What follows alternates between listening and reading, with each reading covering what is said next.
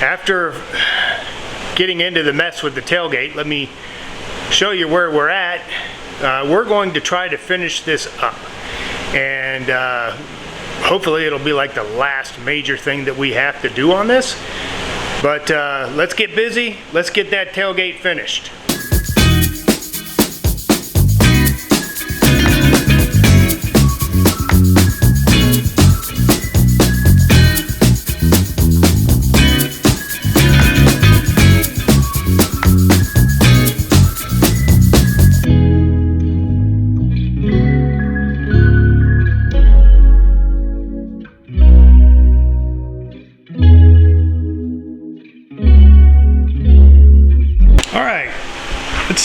Let me show you what I've been working on. This was the original plate. It's basically 7 inches long, and I created a replacement that is 14 inches long. It's going to be supported by more surface area, and not only that, but I'm going to put it in, and I am also going to weld it to the subassembly that holds the crank mechanism. I'll mount it in the back, and I'll mount it on each side. But the key is, I had to make the key slot so that the crank could go in there. And I also had to do the same thing for the patch that's going to go on the tailgate door panel. And then I've got the heavy duty mount where I'm going to weld the screws to it so that I can screw the screws through the crank into this. So the key is going to be putting the crank mechanism in, and then centering this up on the tailgate so that the crank mechanism shaft lands in the center. So let's go ahead and get busy on that. And you know, I've been hemming and hawing about what I'm going to do, and we spoke about putting a recessed piece in there, but I don't think that's the best option. I think what we'll do, as long as it doesn't distort the panel, is we'll put this in, and then we'll pull this, because this goes to the panel. We'll pull this panel towards the mechanism to get the depth that we need. And we'll work in that direction.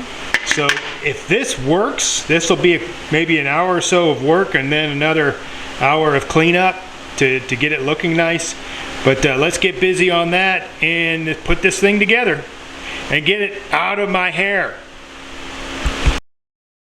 Alright, so what we did is I've only got one rivet holding this this cap on that holds the crankshaft, and I put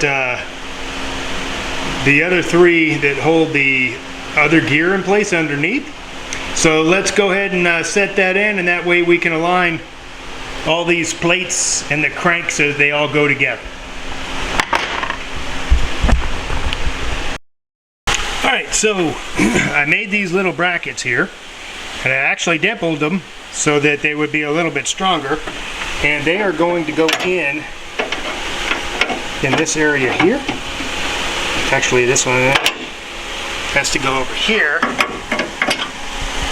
So they're going to go in sideways, and they're going to support the platform for the crank and the mount. They're going to tie the mount for the crank all into one assembly.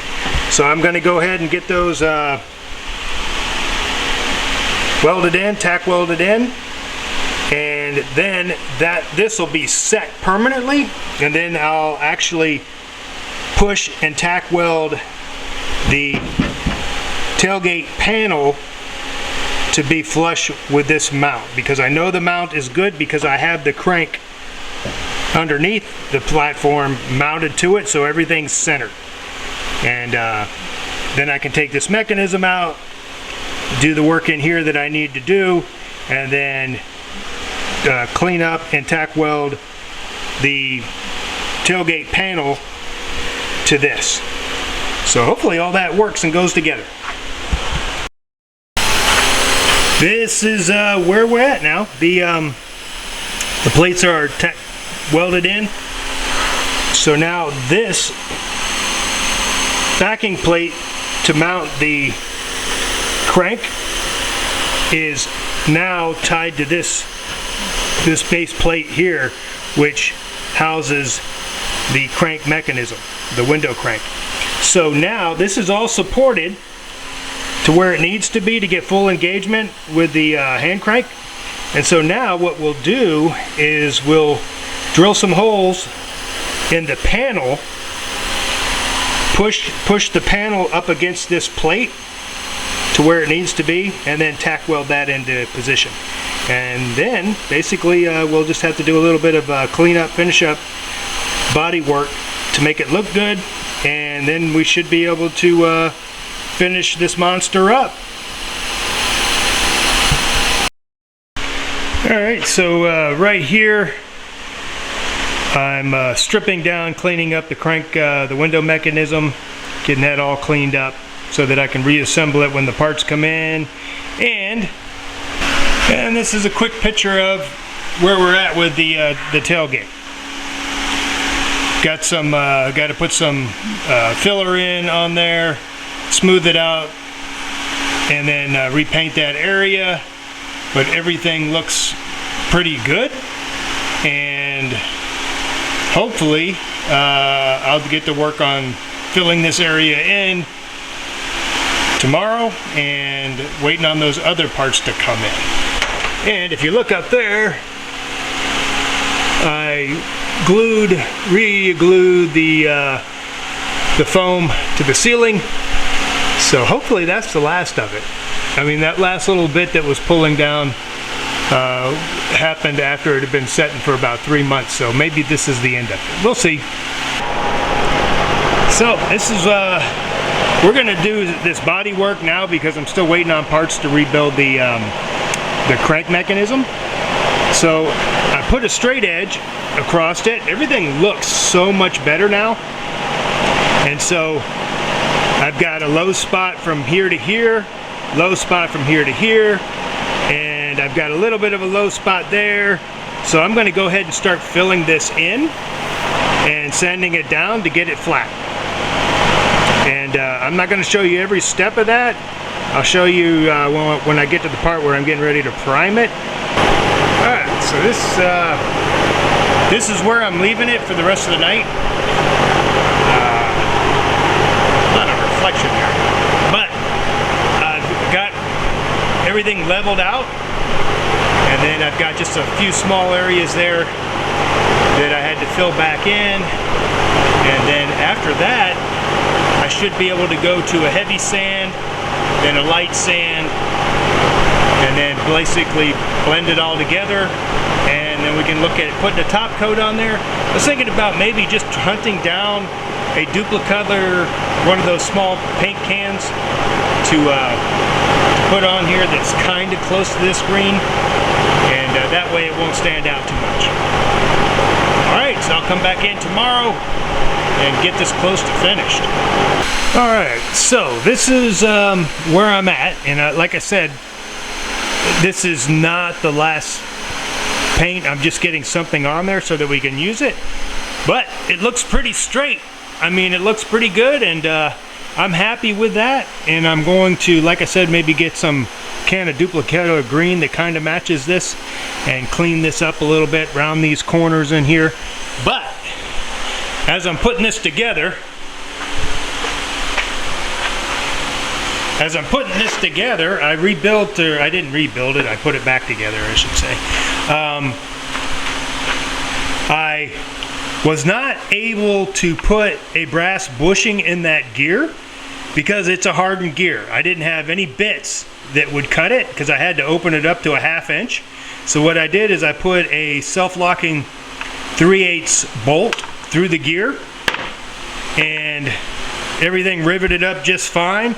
And here's a trick for you guys in case you get into this mess that I got into, is this little flange, when I took it apart before, everything was rotated because you got multiple places that you can put your rivets, and 2 of the rivets actually landed under the gear next to it, so they had to be some kind of low profile rivet. However, I found out that if you just rotate this flange, you can get it into a position where you can get the 3 rivets in. They won't be symmetrical, but I got 3 rivets in there and they clear the big gear on the inside, which is behind here. And so I didn't have to tack weld anything. Everything went back together, packed full of grease. And one of the things that I'm going to do is I'm going to use E-clips on these instead of the push nuts, because the one push nut I just could not get on there last time. So I'm going to use E-clips. I know that they'll fit with some nylon washers.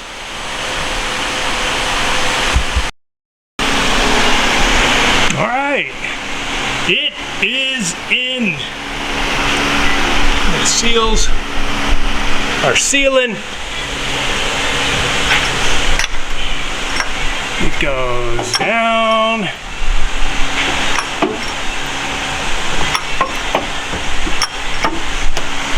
And it goes up.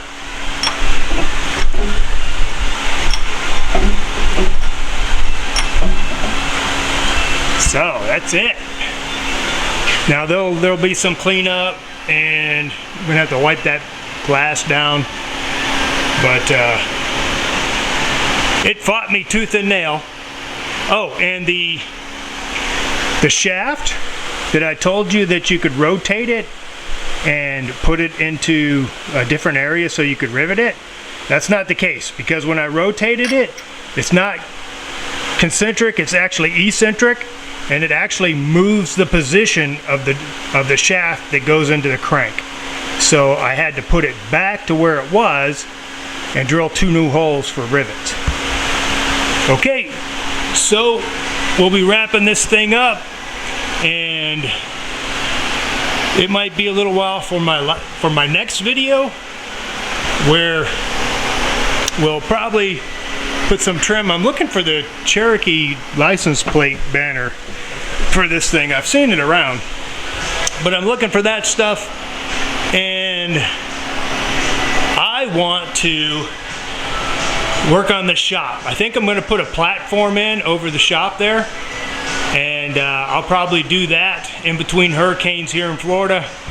And so it might be a week or so before I come back in, or another 2 weeks with another Cherokee video or Jeep video. Alright, and don't forget that BJ's Off-Road is now selling some of my product. So visit them on BJ's Off-Road in Gig Harbor, Washington State.